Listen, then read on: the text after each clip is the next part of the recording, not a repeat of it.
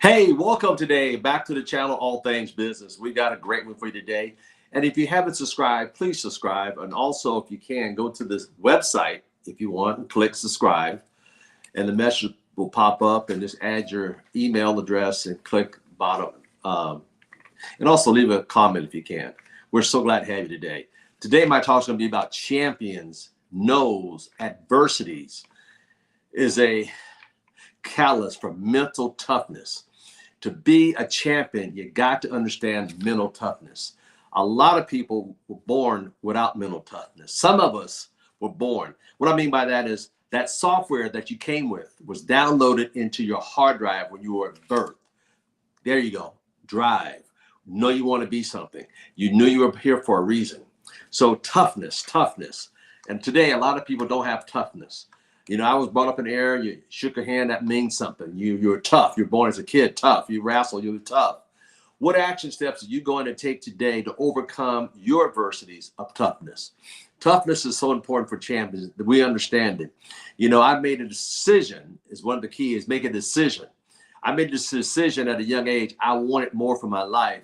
And I knew to be a champion, it was going to take me to put on armor, the whole armor of God says, but also to have that thick rhino, thick 3-inch skin to be able to withstand the darts and anything else that came at me. Champions always rise to the occasion and take control.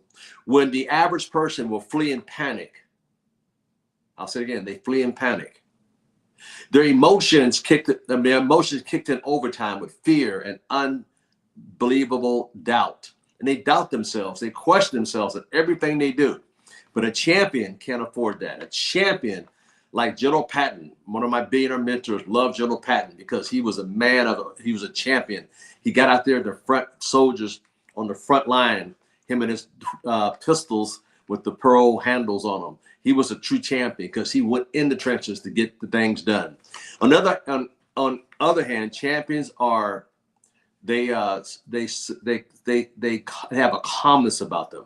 They have a peace about them, but they also are very, very driven, showing control and recklessness. There's no recklessness in what they do. They attack the problem and with a problem with the solution. Champions are a different bird altogether. An eagle is a champion. God compares himself to an eagle and to a lion because they're champions. Why? They take control. The whole idea of becoming a champion, they undergo and understand what it takes to be significant and make an adjustment in the way they go through life.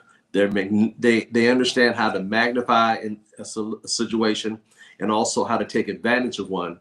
And they also understand people that are not striving, to be a champion, usually have low intelligence. I was talking to a champion the other day, and he was sharing that his team, he just hired some people because low intelligence, Champions displayed their individual experiences to draw from, their past, how they handle things. They have a slew of information that they draw from. Their toughness is definitely a tribute to the way they think. Champions don't follow what the masses do. Champions stand out. They're seasonal leaders, which means they have things under their belt through experience that they experience.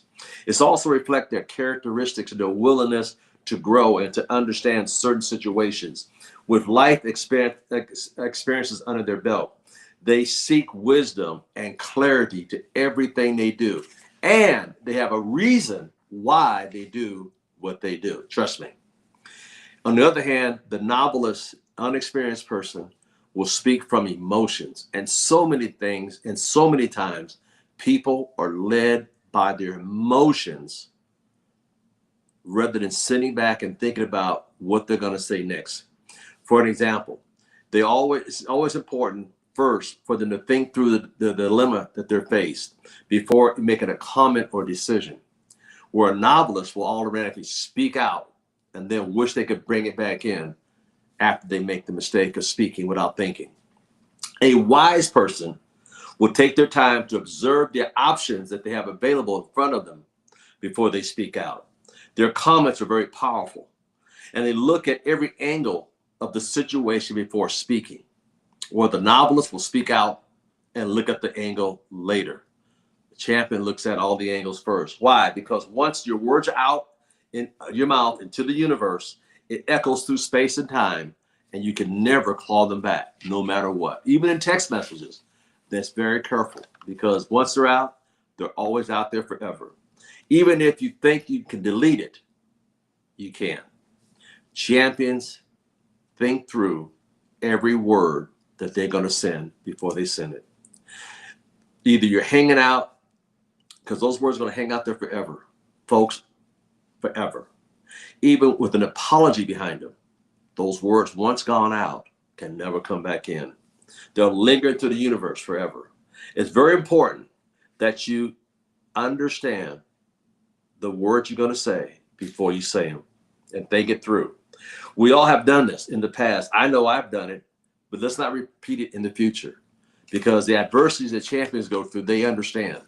However, heaven knows many times that I myself wish I could claw back things I said to people and things I've done. Takes a moment to reflect on how you felt. What was in your imagination? What was your understanding? What were you comfortable with? What are you embarrassed about? The lessons from this is to grow into thinking like a true champion. And champions have a way of looking at things. Champions think strength. They think power. They look at wisdom. They're like an eagle. They think transparency. They think of understanding, inner stillness. And that is so important. Silence. To get a message back from our Creator. In their own creativity, they always are refining their thoughts. They are living in the present and the future, never the past. They draw from it, but don't live in it. They're steadfast. They use solitude.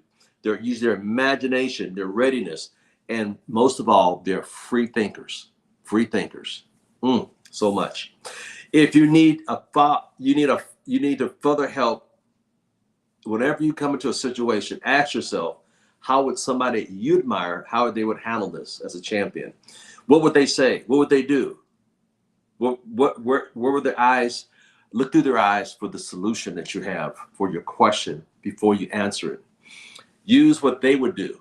A lot of times I tell people, I always think about my leaders and my champions that I look up to. What would Donald Trump say? What would Peter Daniels say? What would Kenny Trout say? What would any of them say?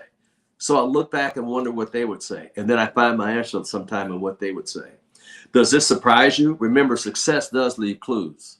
I often ask myself, with certain mentors of mine, what would they do? And I sit back in solitude and I ponder what they would do. And then I think about it, evaluate it, and then I expedite. I lean a lot on their thoughts and how they see it. And then I see it how I would see it. And there's my answer. And I ponder the response before I give it. 36 years I've been doing this, and still I hear their words of wisdom ringing through the hallways of my mind and understanding things that I need to grow from. And I'm still eating off the fruits of the labor of nourishment that they gave me with the untimely manner they gave me these words in.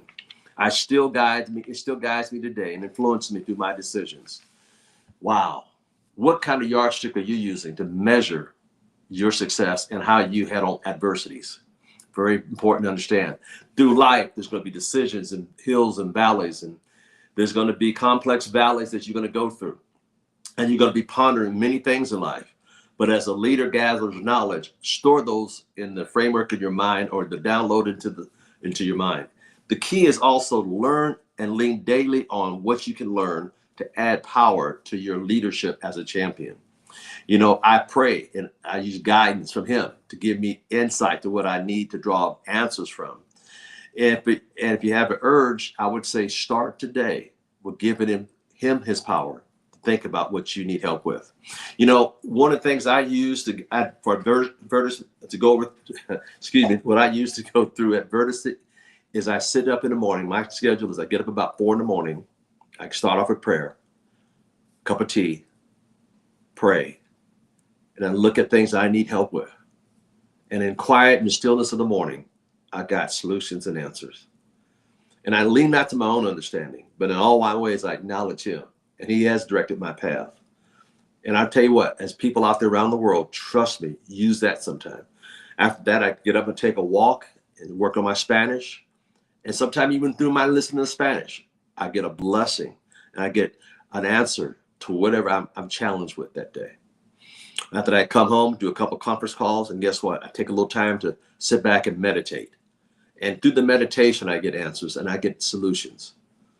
And that's what has made me the man I am today. 36 years of working in industry of personal development. And I'm grateful and I'm thankful. And that's another thing. I get up with the heart of gratefulness, thinking of 10 to 15 things I'm grateful for throughout the day, and never stop thinking about how blessed I really am. This should be your school of thought as well. Miracles will abound if you take the time to take time out to think through a situation. Miracles, unexpected blessings will come out of nowhere, and they'll show up when you least expect it. These are the things that I use in my day to get me where I'm at today. And this is what has bound in my life for all these years. Very important to understand that. Champions work from integrity. The average person views integrity as a luxury they hope to gain one day. Hopefully that's not you.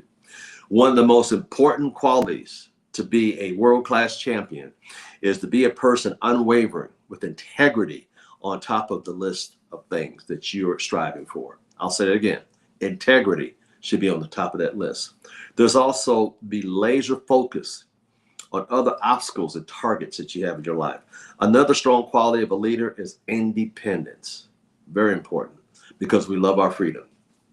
If you have not joined the ranks of the champions, I would suggest that you come to the winner's circle. You too should join that circle, because you are a champion. Ladies and gentlemen, I hope this blessed you today, but you are a champion. Champions know how to handle adversities and the callous of a mental toughness, what it takes to be a success.